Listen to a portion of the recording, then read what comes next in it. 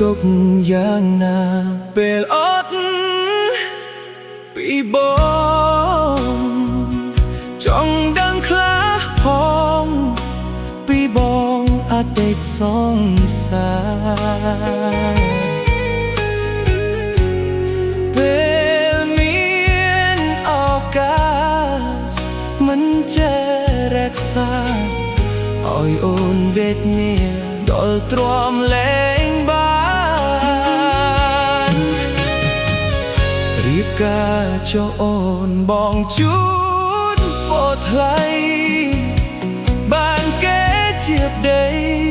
កុំភ័យបងមិនរំខានក្រនចង់សុំត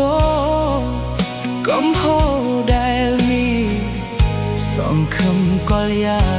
កុំទុកក្នុងចិត្តសង្សារមួយរយាលដូចបងក្រទាំងទ្រពធនអន់ទាំងគំនិត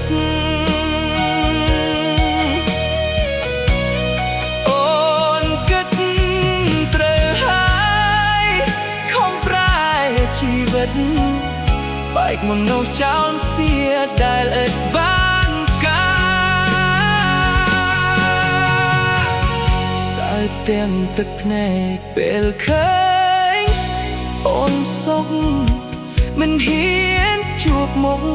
ក្រែងប៉ះពាល់ដល់ជីវ៉ាបំភ្លេចបងចង់មិនខឹងពុំងារសង្សារមួយរយាមួយរៀលាហើយ